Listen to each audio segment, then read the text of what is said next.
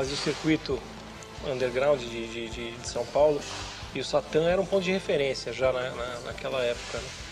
E agora, era um esquema que todas as bandas que estavam começando passavam, era um esquema pobreza, né? É aquele período onde a Blitz está estourada, o Rich estourou e estava começando uma coisa bem incipiente assim, de Barão, de Kid e tal. Ainda era uma cena dominada por um tipo de pop diferente do que se fazia aqui. E havia um cenário que permitia que você mostrasse o teu trabalho, mas num determinado ponto, e o Satã é um marco nessa cena toda, era um lugar onde as pessoas vinham para ouvir o que aquela banda, aquele artista tinha para dizer, e não ouvir fazer um cover dos Stones.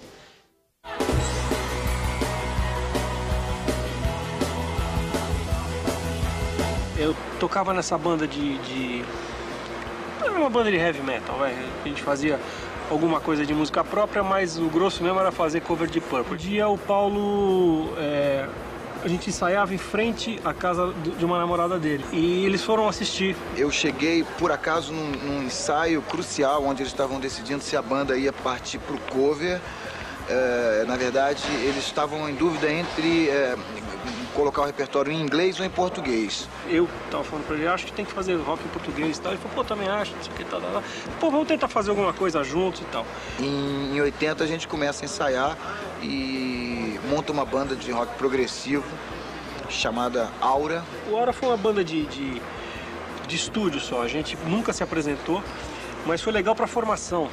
Foi quando o Paulo começou a tocar baixo, inclusive. E é nesse momento que eu vou para Londres como correspondente da Som 3 e fico lá uns 6 meses. Nesse período que o Paulo estava em Londres, a gente ficou se correspondendo e começamos a desenhar um ponto que seria legal para trabalhar junto de novo. Quando eu volto no final do ano de 83, a gente começa a compor o material do RPM. Durante essa época eu estava trabalhando com a Meist, também que era da Gangue 90. Tinha acabado de sair da Gangue, estava fazendo um trabalho solo. E eu conheci o Nando lá. E ele me deu um cassete, cara, que tinha umas 3 músicas, tipo Olhar 43, A Cruz da Espada, né? Quando eu ouvi aquilo, eu falei, meu, isso aqui vai direto pro topo. É aí que a gente realmente começa a trabalhar como RPM. Nessa época a gente estava fazendo circuito de danceterias da noite, né? Então, Madame Satã, Typhon, Raio Laser.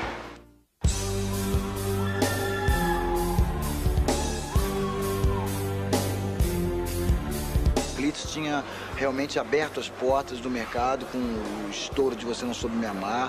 Foi uma febre sem precedentes no rock nacional e abriu para todo mundo. Então as gravadoras estavam contratando assim a rodo. A gente ficava falando, pô, quando é que vai chegar a nossa vez, né? Porque tava todo mundo aqui, de repente você via, o Ultraje assinou, legal. Daí a pouco, os Titãs assinaram, pô, legal. Não sei, o Metrô assinou, pô, legal. E nós, pô, legal. E isso tudo no intervalo de 6 meses, não é? A gente assina em novembro de 84 e lança logo esse compacto com Louras Geladas e Revoluções por Minuto, que é censurado. Foram feitos alguns remixes de Louras Geladas. E a gente estourou na noite, estourou na pista.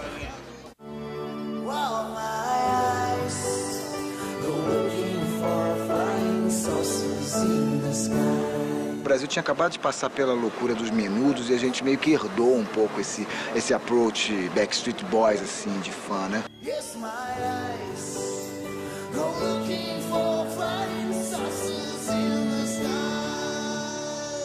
O primeiro programa de televisão que nós fizemos, Bolinha, o falecido Bolinha, na Bandeirantes. Primeiro programa. Uma histeria. Ninguém conhecia a gente. Depois de um ano e meio, a gente teve a experiência de estar encontrando o Manuel Paladian, que aí realmente nos transportou para um âmbito sério do showbiz. Ali começa um outro capítulo. A partir dali, as coisas tomam uma outra dimensão e aí é muito trabalho, é muita viagem. Só mesmo você tendo 20 e poucos anos para aguentar.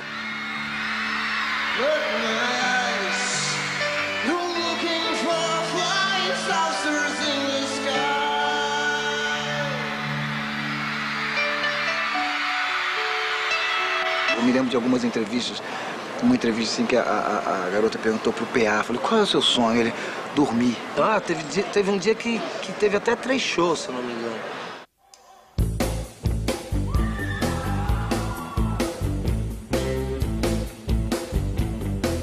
Tem uma distância muito grande entre o primeiro disco de estúdio e o segundo disco que a gente iria fazer, né, que seria o protótipo dos Quatro Coiotes, era uma coisa que foi anterior aos Quatro Coiotes. Nós tivemos, por exemplo, 3 meses, 2, 3 meses em estúdio, não estávamos conseguindo criar um material que nos empolgasse. Então a gente alugou uma casa em Búzios, montamos um estúdiozinho lá, uma coisa precária, estudinho de 8 canais mesmo, bateria, tecladeira, guitarra e tal. Fomos pra lá, passamos um mês. E todo o repertório dos Coiotes foi composto lá. De repente ele não foi tanto sucesso, mas é um disco bem legal e, sei lá, um fracasso de 250, 300 mil cópias, acho que muita gente queria isso todo ano. Nós tivemos, então, uma sucessão de movimentos que acabou levando ao final da banda no fim da turnê de 89. Se você soubesse quem você é. Liguei pro Paulo e falei, negão, seguinte, o que você acha de a gente fazer um barulho junto? Ele falou, meu, vem pra cá, vem pro Rio, você tá fazendo alguma coisa? Eu falei, não, vamos marcar uma vez. Então vem tal dia pro Rio, a gente pega no aeroporto e a gente conversa e tal.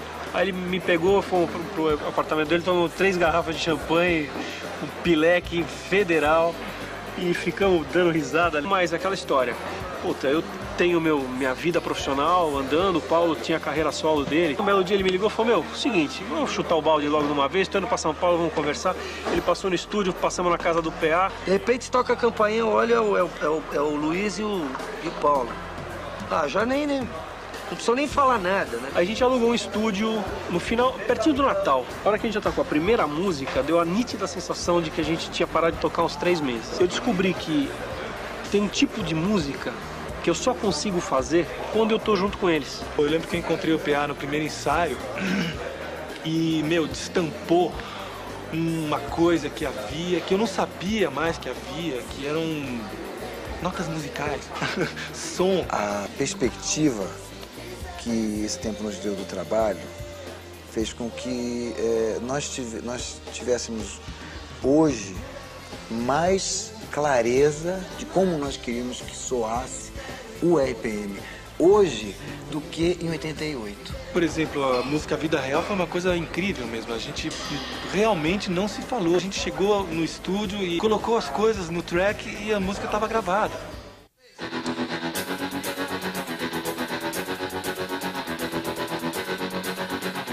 E aí, vamos outra? Vamos mais uma, vai. Pô, vamos mais 10, né? Pelo amor de Deus. Ali no meio. Carbono 14 foi uma ideia que eu tinha a partir de um timbre, né? A partir de um groove que eu costumo usar, brincar, né? E depois o Paulo veio com a letra e rolou.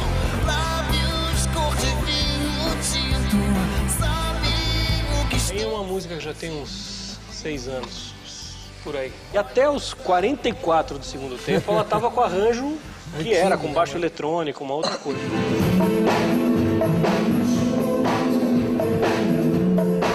Aí teve uma bull session lá na banda, a gente parou. Vamos transformar no rock and roll. E vamos aí, mexer vamos nisso lá. daí. Trabalhou ela durante um dia inteiro no teatro. E chegou no fim, a gente já tava com uma nova roupa pra mesma velha dama, né? No disco Amor de Verdade, eu tinha pedido uma música pro Herbert, ele tinha me mandado essa música. O disco acabou tomando essa direção da coisa de refazer Roberto Carlos dos anos 60, dos anos 70, e acabou tendo esse perfil, a música acabou ficando de fora, o que foi uma sorte. Então eu tinha aquele pequeno tesouro paralâmico guardado, e quando eu mostrei todo mundo... É com cara de RPM total, assim, né, também.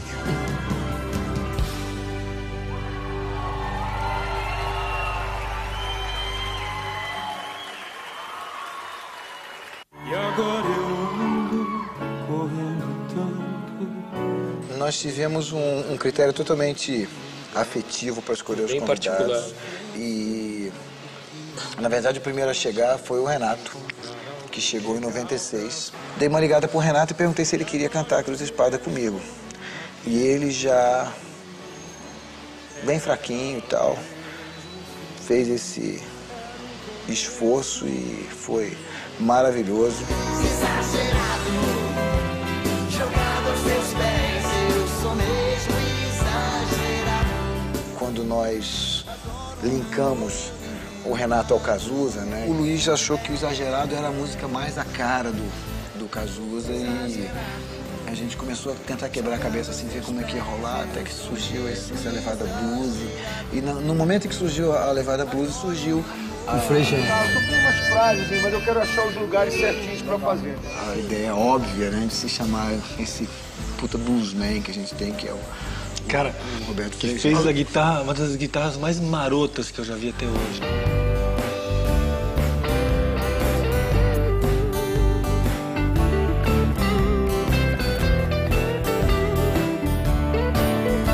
Conheci o Bro.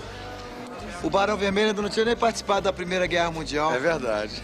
Não, o si é só na hora do... Pra desculpar minhas mentiras, as minhas mancadas. Uma honra pra gente, que É a um prazer nobreza do também estar rock tá aqui. A gente poder homenagear o nosso saudoso Agenor. É isso aí. De Miranda Ficou parceiro de muitas histórias aí.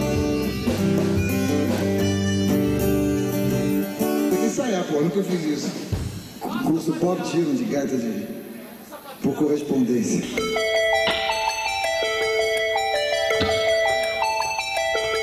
Eu vim saber que o Otto também era muito fã do RPM, porque aí finalmente em dessas conversas ele me disse que tinha ido a um show para nós super marcante em Recife, no centro de convenções. Tava falando ali pro jornalista, pô, tava em Recife num dia que eles fizeram um show, aí fui contagiado. Nos disse, né, até diante das câmeras, que foi um momento fundamental para a coisa dele se...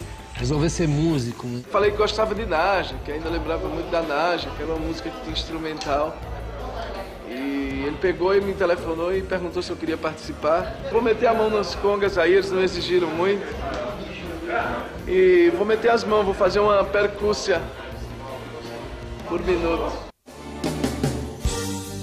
Não fale de amor, não diga bobagem. Eu acho que não seria tão apropriado te dizer o que é ou como é ser uma banda de novo, mas a sensação de que nós somos uma banda ainda. Com várias alegrias nisso, né? Uma de estar a banda de volta, outra de estar fazendo um projeto com a MTV, que é uma coisa que a gente não teve oportunidade na época. A gente tá bem mais forte, cara, bem mais maduro. Acho que tá bem consistente, ó. Tá bem consistente mesmo. E a gente pretende o quanto antes cair na estrada, que é, na verdade, o habitat natural de uma boa banda de rock.